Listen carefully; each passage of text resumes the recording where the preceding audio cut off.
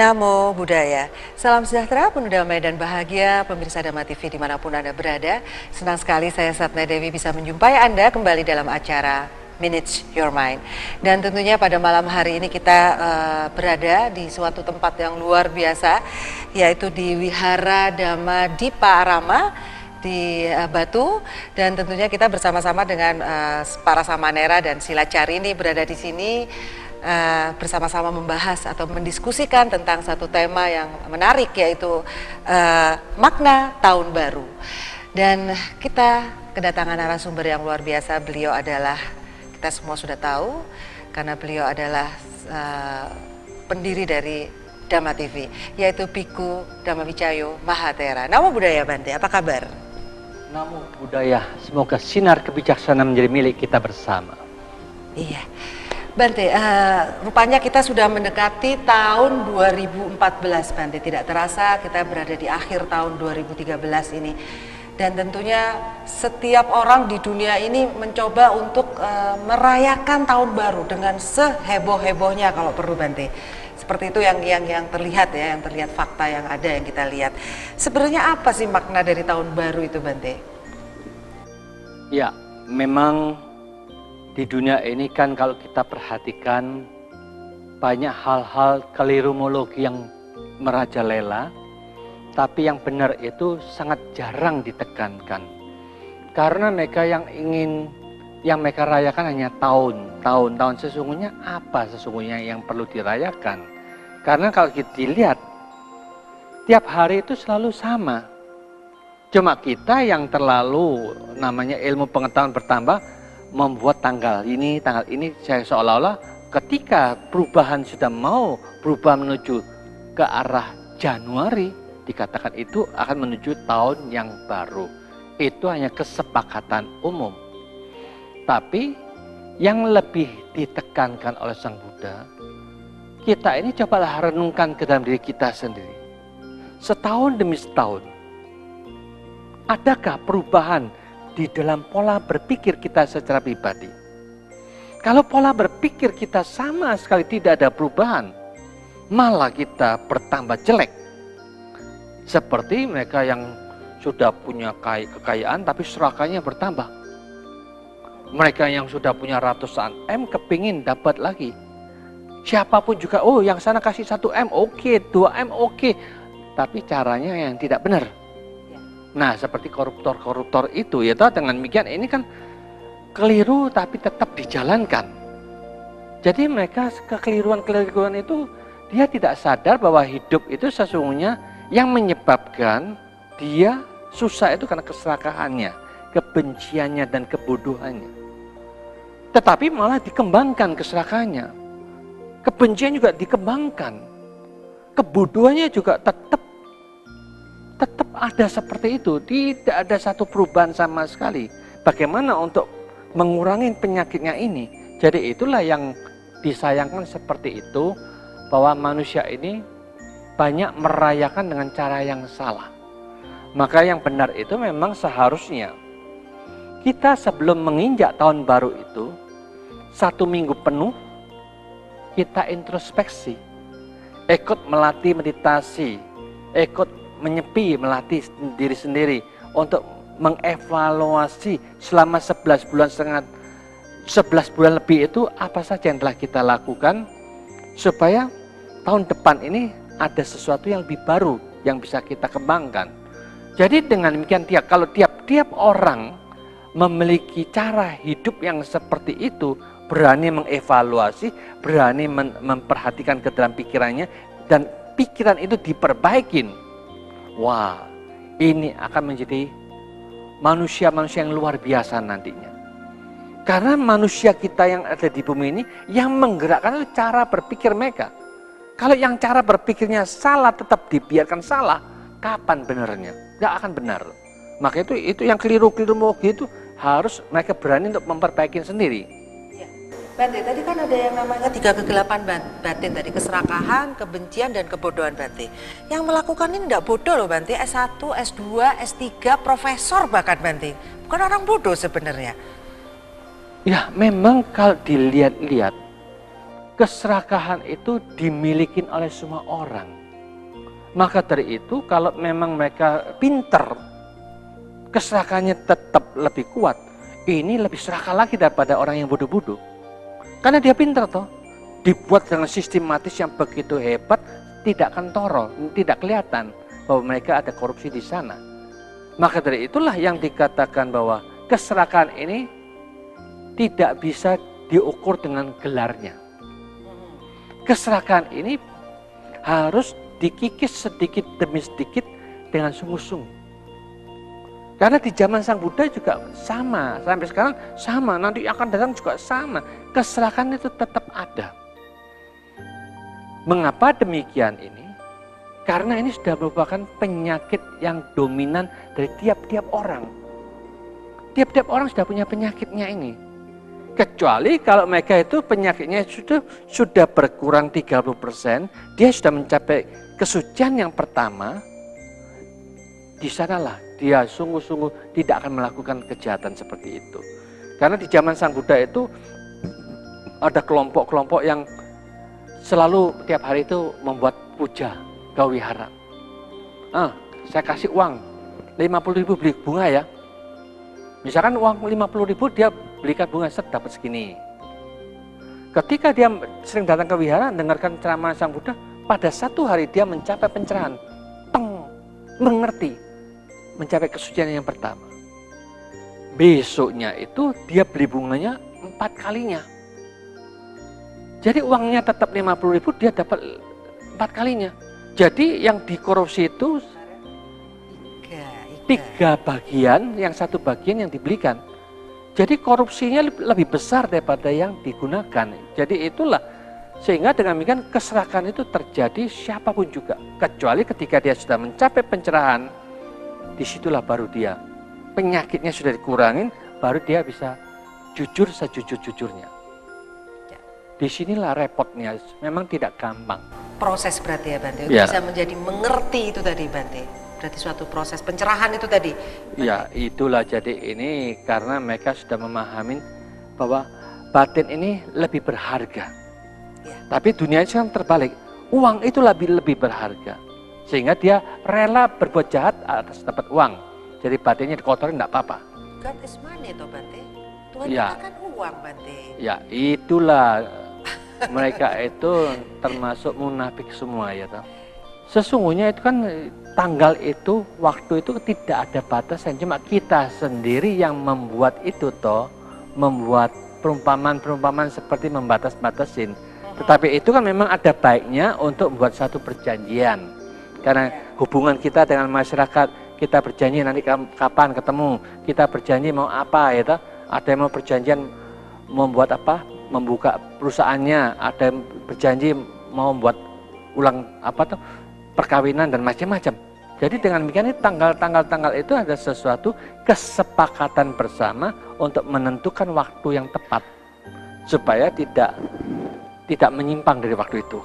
Bante, kalau kita tidak merayakan tahun baru Bante, kan nanti yang jual trompet nggak laku Bante, terus yang jual petasan nggak laku Bante, kan kasihan juga mereka Bante.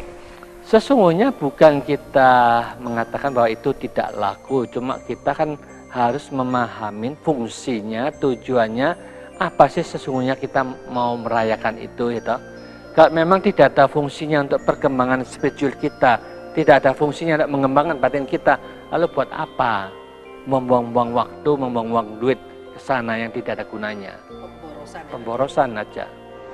Ya, mungkin doanya orang yang jual itu jangan banyak yang sadar, berarti nanti nggak laku ya. Ya, baik, mungkin ada satu pertanyaan Bante, bagaimana sih manusia dalam periode waktu lahir, tua, mati menyelesaikan program-programnya atau memperbaiki kehidupan sebelumnya, sementara tahun terus berganti? Ya, memang sesungguhnya inilah yang dikatakan dilema dalam kehidupan sehari-hari. Kalau kita perhatikan manusia ini selama dia menekankan sesuatu yang di luar dirinya itu lebih penting, tidak ada satupun yang mengatakan yang ke dalam itu penting. Tetapi kalau mereka menganggap ada sesuatu yang lebih penting di dalam dirinya itu itu ditekankan, tiap-tiap orang juga menekankan, setiap orang itu juga menjalankan, otomatis mereka pagi dan malam setidak-tidaknya itu mereka berdoa, baca parita, dan banyak meditasi. Karena itu berfungsi untuk membangkitkan dan mengembangkan spiritual tiap-tiap individu itu. Jadi itulah orang yang menganggap batin itu lebih penting, mereka melakukan sesuatu bagaimana meningkatkannya. Kalau mereka menganggap yang uang, harta itu lebih penting, mereka tidak perlu pusing dengan batinnya. Jadi dengan demikian otomatis mereka terjerumus sesuai dengan kewajaran dunia ini, tetap mencari keluar itu terus. Maka dari itu kita sendiri yang harus sadar kita lebih condong kemana. Kalau dua-duanya kita lebih condong ya juga dibagi. Tetap pagi malam ada baca parita, meditasi, sesudah itu waktu kerja. Jadi dengan demikian ya dunia kita juga ada kekayaan, batin kita juga ada kekayaan, dua-duanya kaya.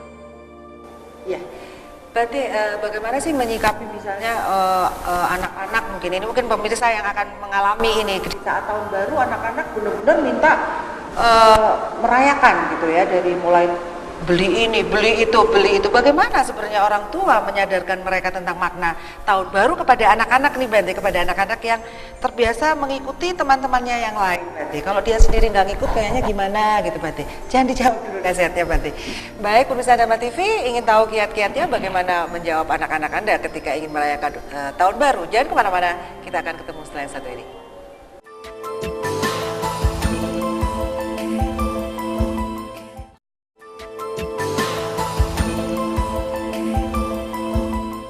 Baik, pemirsa Dharma TV, tentunya masih bersama saya Satna Dewi bersama rekan-rekan dari Sekolah Tinggi Agama Buddha Kertarajasa, dan tentunya bersama narasumber kita Bhikkhu Dhammawicaya Mahathera dalam pembahasan tema tentang makna tahun baru. Baik, ini rupanya sudah ada siap yang Silacarini yang ingin bertanya kepada Bhikkhu Dhammawicaya Mahathera. Monggo silakan. Sebelumnya namo budaya Bante. Ya, namo budaya. Saya Atasilani Jayakumarini, saya dari semester 7. Saya ingin bertanya, kita kan sebagai umat Buddha, terus bagaimana ketika kita menyambut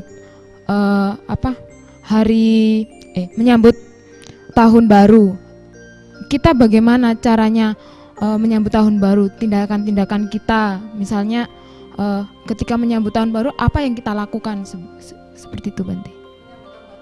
Dengnya jam 12 itu apa masa-masa menuju tahun baru? Iya, masa-masa menuju tahun baru itu. Hari yang terakhir itu tadi ya, tanggal 31 Desember gitu loh Bante, ngapain gitu.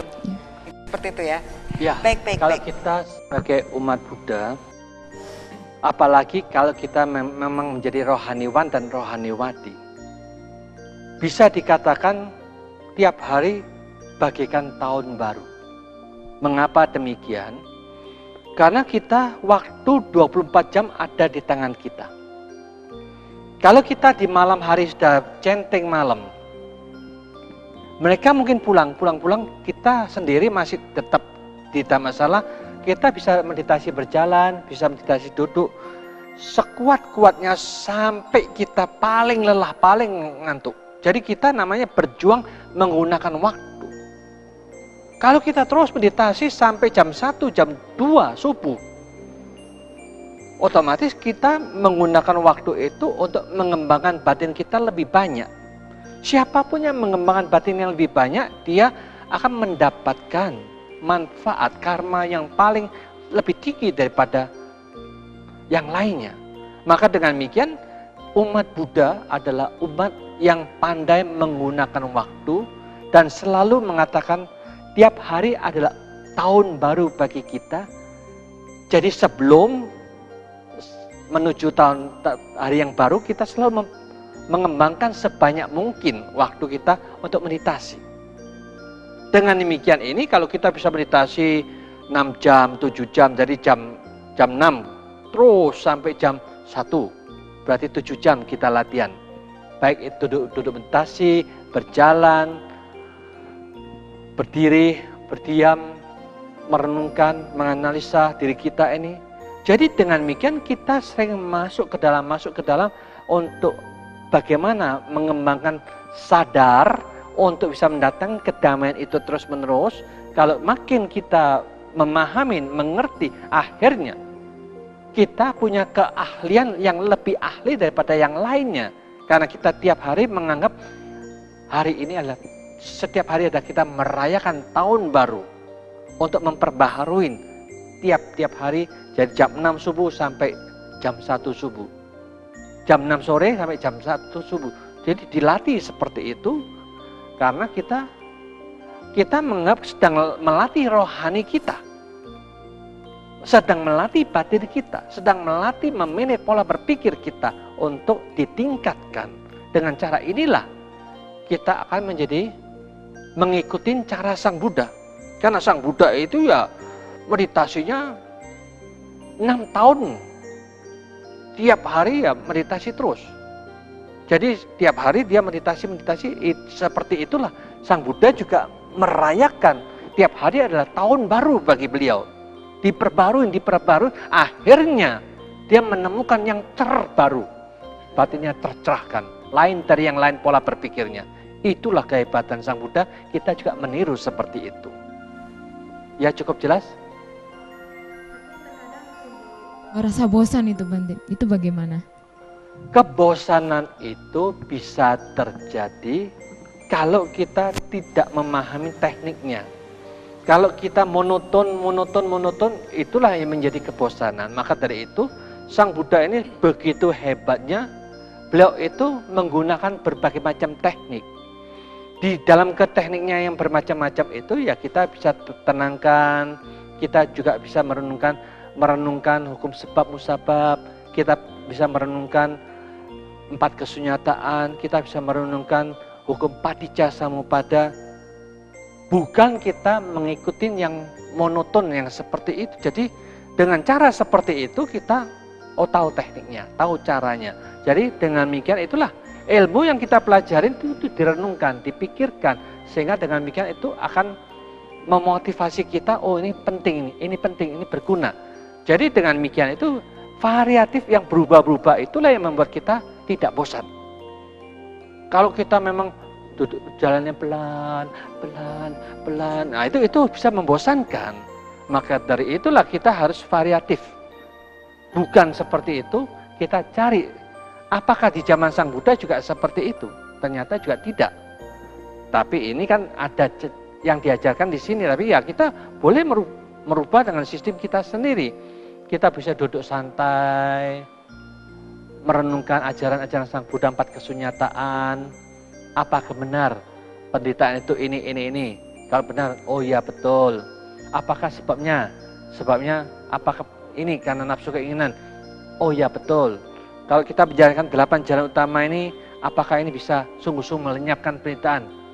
Kalau ini kita renungkan dengan analisa secara detail dan sungguh-sungguh berani kita alami sendiri, itulah menjadi guru yang nyata.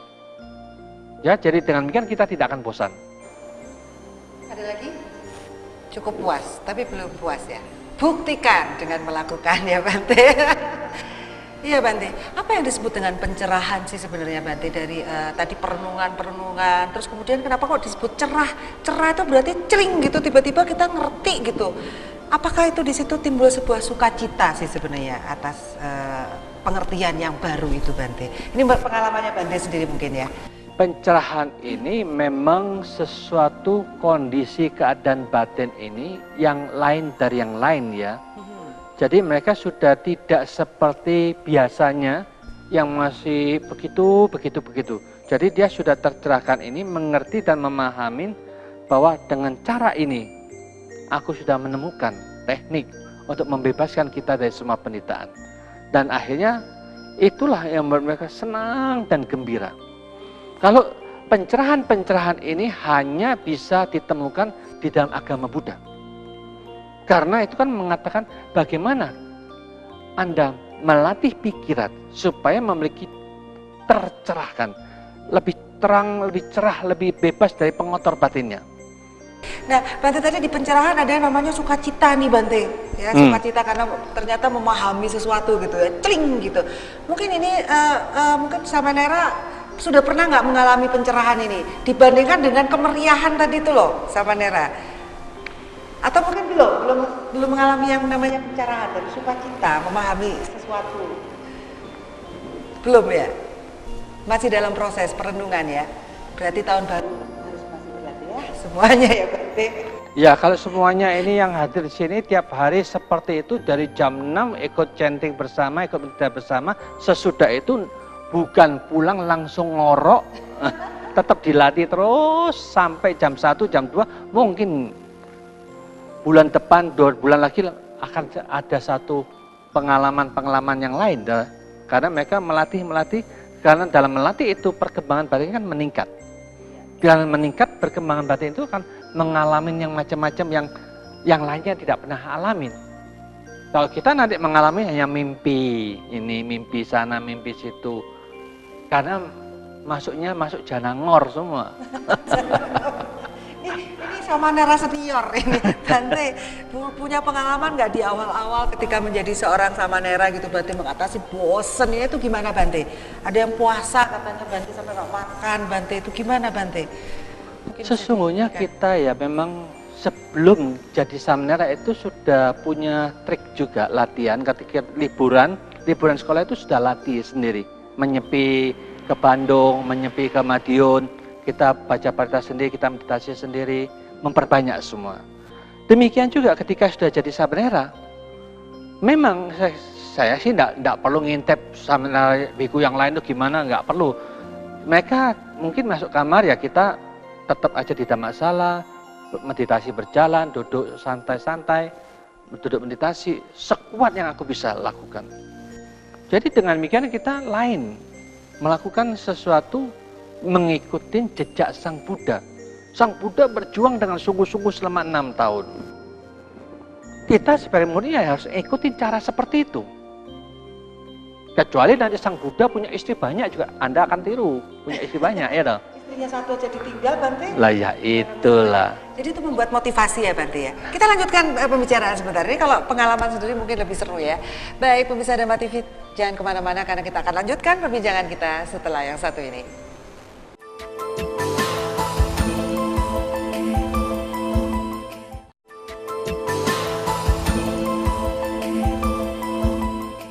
Baik, pemirsa Dhamma TV, tentunya masih di acara Manage Your Mind bersama saya Sapna Dewi dan Biku Dhamma Wijayo Mahathera beserta rombongan Samanera dan Silacarini dari Sekolah Tinggi Agama Buddha Kertarajasa.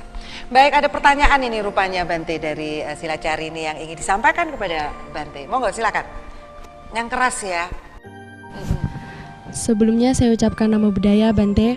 Ya, Nama saya Ataslani Karuna Dewi.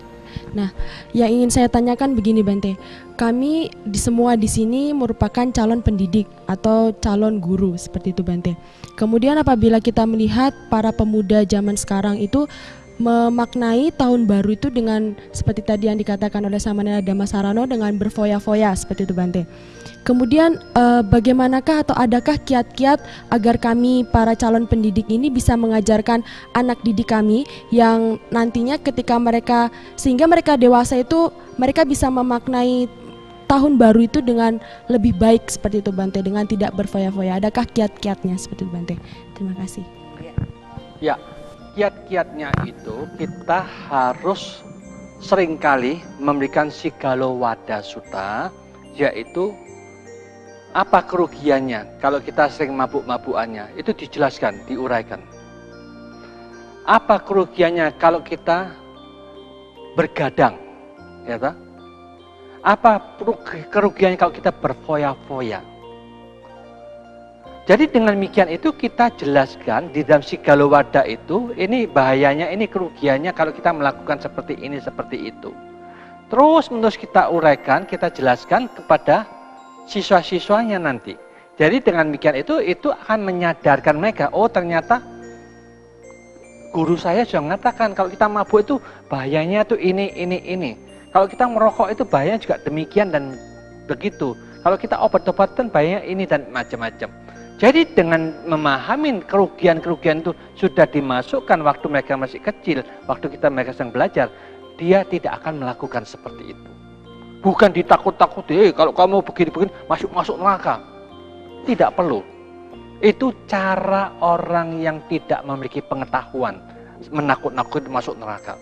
Kalau kita, Sang Buddha itu mengetahui, maka itu pengetahuan ini diberikan juga pada mereka. Ini loh bahayanya, ini loh kerugiannya kalau kamu mabuk.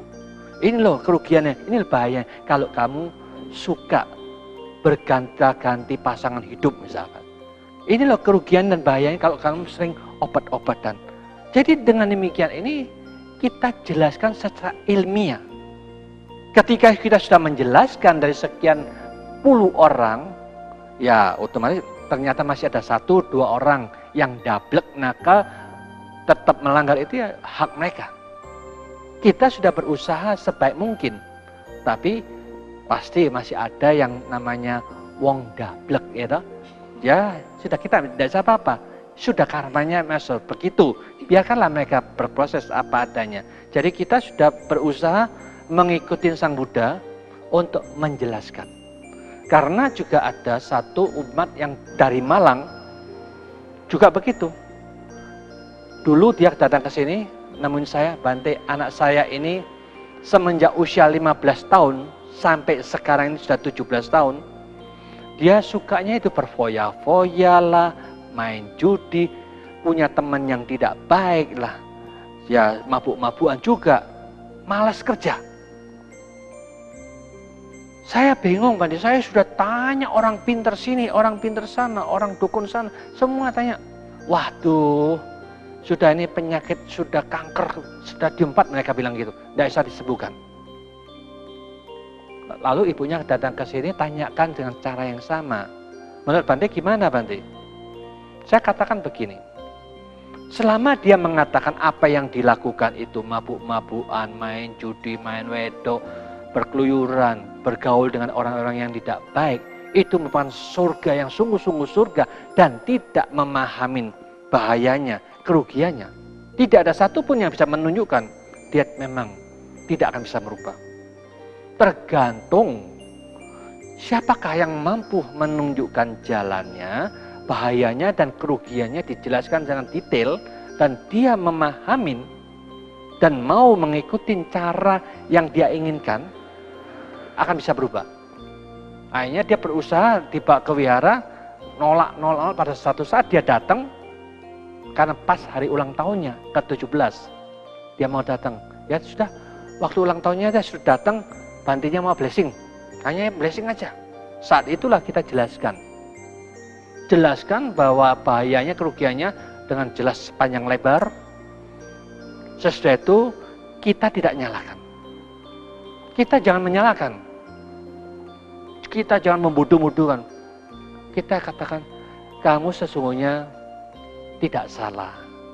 Mungkin kamu anggap itu bahagia, tapi ada kebahagiaan yang lebih murni, yang lebih tinggi nilainya. Ini loh cara meditasi. Ayo kita meditasi. Karena kita sudah menunjukkan kerugiannya, bahayanya itu, lalu kita ajak dia meditasi. Dia mendapatkan ketenangan, kedamaian. Semenjak itu besok saya ajak, ayo kalau ada waktu kamu datang ya ke wihara. Mau tuh, tiap malam dia datang ke wihara, ikut baca-baca, ikut meditasi. Nah semenjak itu dia berubah jadi lebih baik. Maka dengan demikian ini tidak ada satupun yang di dunia ini tidak bisa berubah, itu omong kosong. Itu tergantung apa yang diisikan dalam pikirannya. Kalau diisikan dengan cara yang salah, tetap salah yang ada, dia tidak akan bisa berubah. Kalau ada yang bisa menunjukkan, ini loh kesalahan kamu, ini loh dari kesalahan kamu menimbulkan kerugiannya, bahayanya seperti ini, dan mengena pada dirinya, itu dia bisa berubah. Dan kita kasih tunjuk jalan, ayo meditasi bareng, ini ada jalan membuat kamu yang kamu cari, ingin damai dan bahagia, ayo bareng. Akhirnya dia menjalankan, dia mendapatkan, dia bisa berubah. Ya cukup mengerti? Ya silakan yang mau tanya lagi. Namo Buddhaya, Bante. Ya, Namo Buddhaya. Saya Atasilani Panyasirini.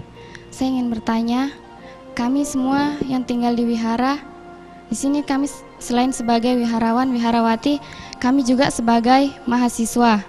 Nah, bagaimanakah cara yang bijaksana dalam pelatihan kami sebagai wiharawan dan wiharawati dan juga sebagai seorang mahasiswa, sedangkan terkadang sebagai mahasiswa kami juga mempunyai banyak tugas-tugas yang harus diselesaikan. Bagaimana caranya agar kita bisa mengimbangi antara pelatihan sebagai wiharawan, wiharawati dan juga sebagai mahasiswa. Demikian. Gimana Bante. sikapnya? Terima kasih. Ya, jadi sebagai mahasiswa dan sebagai bagaimana sih Bante menyeimbangkan antara latihan sebagai seorang wiharawati dengan yang sebagai mahasiswi seperti itu loh Bante? Gimana caranya menyeimbangkan, menata ya sebenarnya, menata waktu seperti itu ya? Sesungguhnya ini memang kalau di Thailand itu sangat banyak ya. Di Thailand itu semenjak mereka SD aja mereka sudah jadi samnera atau menjadi silacarini ini sejak SD. Daripada mereka yang yatim piatu, ya mereka masuk langsung ke wihara jadi seperti itu.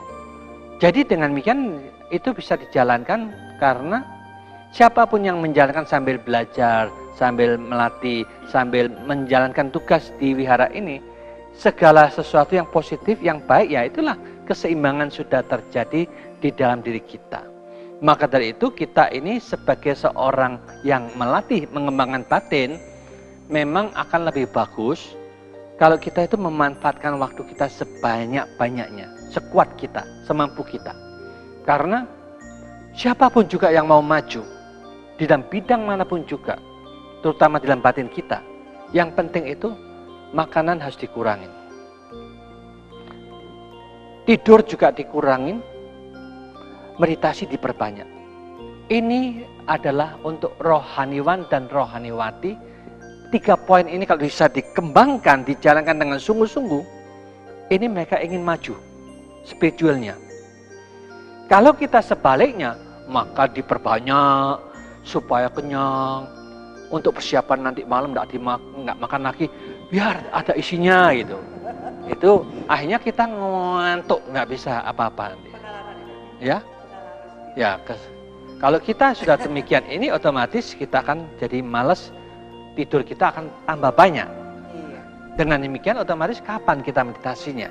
Maka dengan demikian itulah caranya yang terbaik.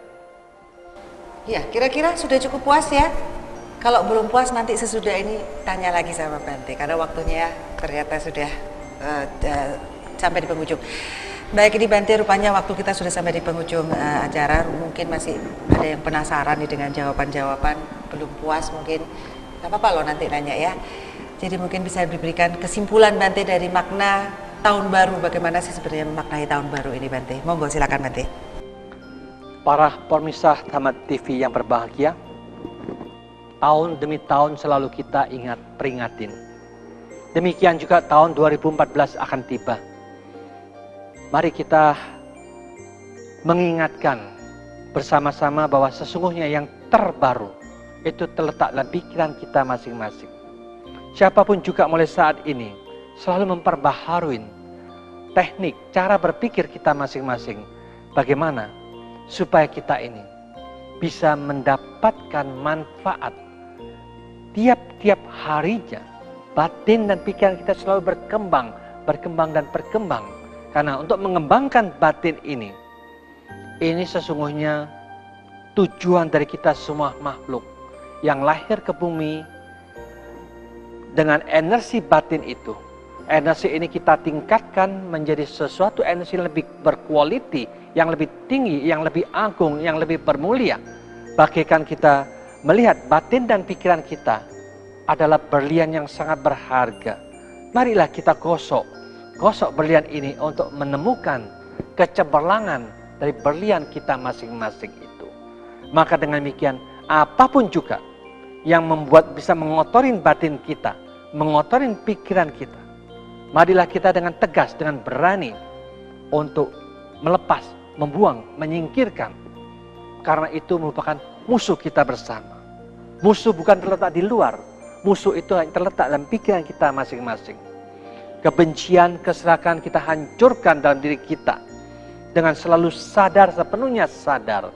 Disitulah kita akan mendapatkan berlian yang sangat berharga itu selalu baru, mempelajari teknik cara berpikir yang terbaru setiap saat seperti ini. Di situ kita akan menemukan bahwa kita selalu senang, selalu gembira, selalu tercerahkan, selalu gembira, selalu damai, selalu bahagia. Itulah sesungguhnya merayakan tahun baru.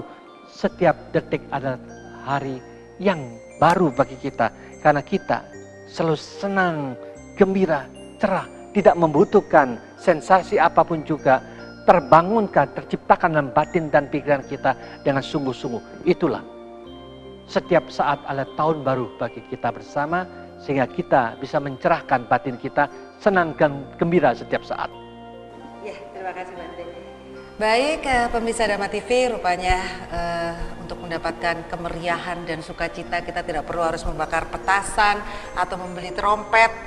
Dan di terminologi Buddha ada suatu cara yang kita akan dapatkan seperti itu tanpa harus membuang-buang uang seperti itu. Penasaran? Ya dibuktikan saja. Nanti pas tahun baru coba berlatih seperti itu, apakah kita benar mendapatkan. Kalau belum ya berjuang terus, seperti itu ya Bante. Baik, pemirsa Dharma TV, rupanya waktu juga yang memisahkan kita. Dan tentunya kata kunci kita adalah mind, it's not everything but everything is from mind. So, manage your mind.